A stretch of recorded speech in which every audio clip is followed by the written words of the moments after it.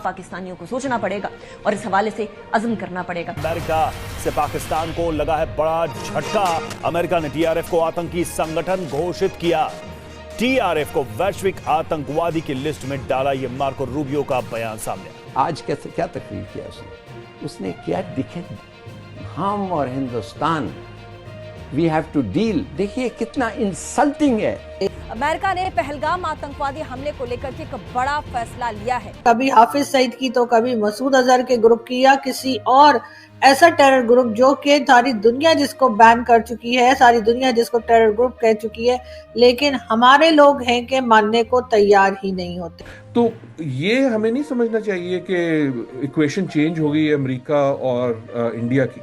अभी भी अमेरिका के लिए और अमेरिकन एस्टेब्लिशमेंट के लिए इंडिया ही उनका मेन साथी कि जी हाफिज सईद और मसूद अजहर और इस किस्म के लोगों को जो जिहादी माइंडसेट के हैं, जो एक तरह से टेररिस्ट ही हैं, उनको पाकिस्तान ने इसलिए रखा हुआ है। अब इंडिया की इसमें इनिशिएटिव है कि ये क्या करते हैं इस चीज को सॉर्ट आउट करने के लिए। वो अब बता रहे हैं, खुल के बता रहे हैं। भारत के शेरों, वीडियो को लाइक करके और सब्सक्राइब ठोक के पाकिस्तानियों को दिखाओ भारत की ताकत और कमेंट में लहराओ अपना तिरंगा। जय हिंद लिखना न भूलना।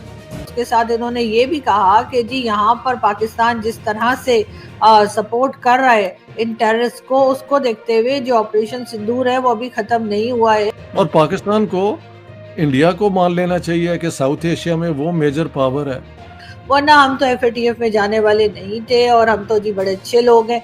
तो यकीनन इसके ऊपर जो है दुनिया सिर्फ हंसेगी और मजाक ही उड़ाएगी।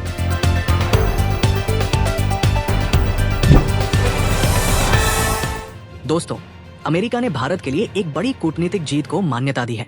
अमेरिकी सरकार ने कश्मीर में सक्रिय पाक समर्थित आतंकी संगठन द रेजिस्टेंस फ्रंट (टीआरएफ) को विदेशी आतंकी संगठन (एफटीओ) और विशेष रूप से नामित वैश्विक आतंकवादी (एसडीजीटी) की सूची में शामिल कर दिया है। ये फैसला अमेरिकी राष्ट्रपति डोनाल्ड ट्रंप की सीधी पहल पर लिया गया, जिन्होंने 22 अप्रैल 2025 को पहलगाम में हुए दर्दनाक आतंकी हमले के बाद सख्त रुख अपनाने की मांग की थी। इस हमले में निर्दोष 26 भारतीय नागरिकों की जान चली गई थी, जिसे टीआरएफ ने खुद अंजाम देने की बात स्वीकार की थी। अमेरिकी विदेश मंत्री मार्को रूबियो ने गुरुवार को एक आधिकारिक बयान में इस निर्णय की पुष्टि की और इसे आतंक के शिकार लोगों को न्याय दिलाने की दिशा में एक निर्णायक कदम बताया। रूबियो ने कहा, टीआरएफ, जो कि लश्कर-ए-तैयबा का ही एक छद्म संगठन है, ने पहलगाम के इस भीषण हमले की जिम्मेदारी ली थी। ये हमला 2008 के मुंबई आतंकी हमलों के बाद भारत में नागरिकों पर सबसे खतरनाक हमला साबित हुआ है। इसके अलावा उन्होंने ये भी बताया कि टीआरएफ ने 2024 में भारतीय सुरक्षा बलों पर किए गए हमलों समेत कई आतंकवादी कार्रवाइयों की जिम्मेदारी ली है। इस कदम से साफ हो गया है कि अब अमेरिका आतंकवाद को लेकर पाकिस्तान के दोहरे रवैये को सहन करने को तैयार नहीं है। साथ ही ये भारत की वर्षों की मेहनत और अंतर्राष्ट्रीय स्तर पर आतंक के खिलाफ सख्त कार्रवाई की मांग का एक ठोस परिणाम है। अब जब टीआरएफ को एफटीओ और एसडीजीटी की सूची में डाला गया है, तो इस संगठन की आर्थिक संपत्तियां जब्त की जाएंगी, उनके संपर्क पर निगरानी बढ़ेगी और अमेरिका तथा सहयोगी देशों में उनके नेटवर्क पर करारा प्रहार होगा।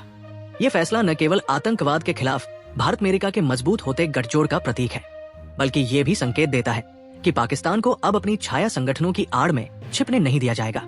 इस क्लिप के अंदर ये आप देख ही सकते हैं सोशल मीडिया पर। तो पाकिस्तान अब अगर ये कहे कि जी हमें तो एफएटीएफ में भारत ने डलवा दिया, वरना हम तो एफएटीएफ में जाने वाले नहीं थे और हम तो जी बड़े अच्छे लोग हैं, तो यकीनन इसके ऊपर जो है दुनिया सिर्फ हंसेगी और मजाक ही उड़ाएगी।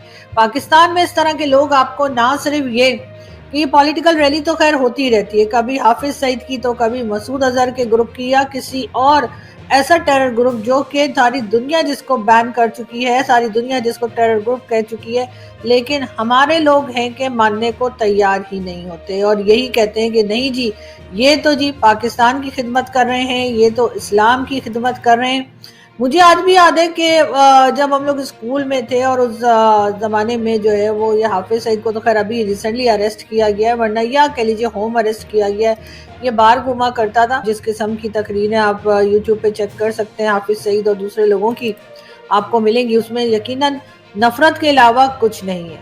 लेकिन एक बार फिर पाकिस्तान के ऊपर जो अटैक किया गया भारत की तरफ से, जिसके ऊपर एक हंगामा है और हम बार बार कह रहे हैं कि जी भारत ने बड़ा गलत किया, भारत हमारे कह लीजिए कि बॉर्डर क्रॉस करके पाकिस्तान के अंदर आया और 1 2 4 नहीं बल्कि 9 जगह पे कहा गया कि अटैक किया गया है और यहाँ के सिविलियंस जो है, जो मासूम सिविलियंस हैं, उनकी भी जाने ली गई, ऐसा हमारे लोगों ने कहा।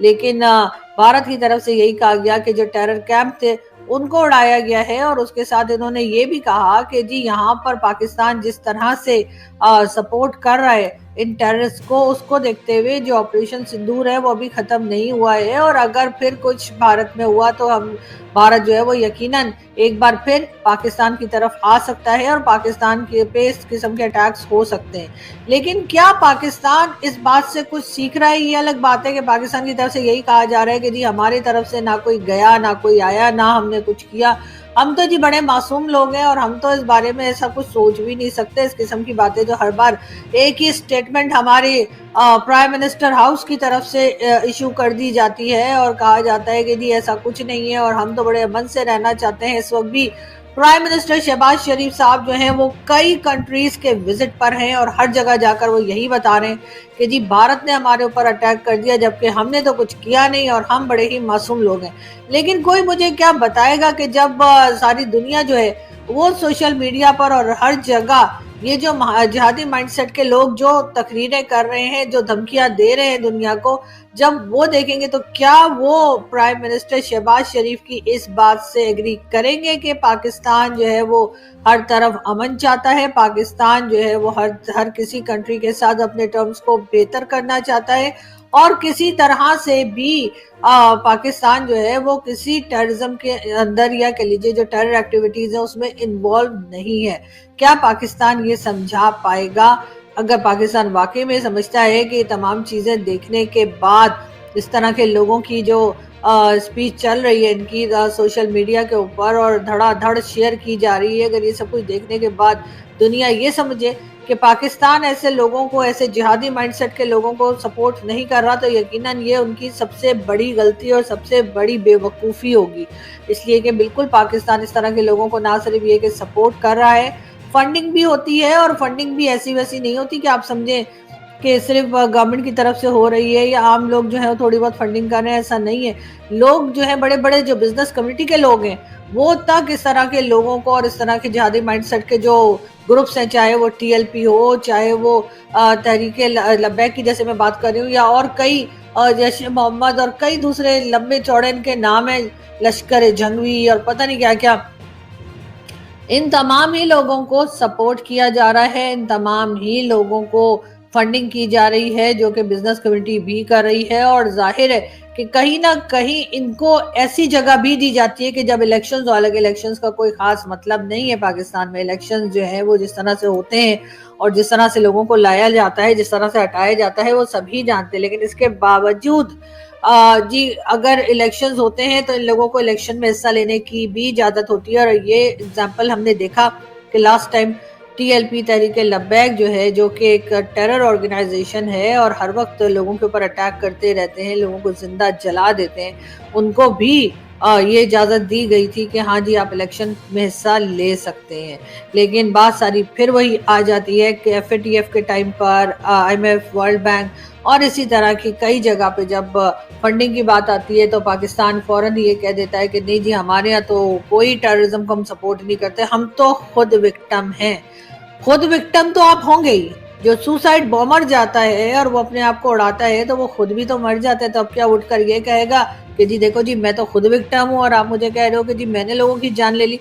तो जाहिर है जिस तरह की हरकतें यहाँ से की जाती हैं, जिस तरह से फंडिंग और सपोर्ट दी जाती है टेररिज्म को, उसके बाद ये कहना कि नहीं जी हम तो खुद विक्टिम है, मेरा ख्याल है सारी दुनिया बेवकूफ नहीं हो सकती कि वो हमारी इन बातों में आ जाए। इस चैनल पर सबसे पहले मिलती है वो आवाज जो देश के पक्ष में बुलंद होती है। तो देरी किस बात की, आज ही जुड़िए हमारे मिशन से और बनिए सच्चे भारतवासी की पहचान। वीडियो देखने के लिए आपका आभार। जय श्री राम, वंदे मातरम।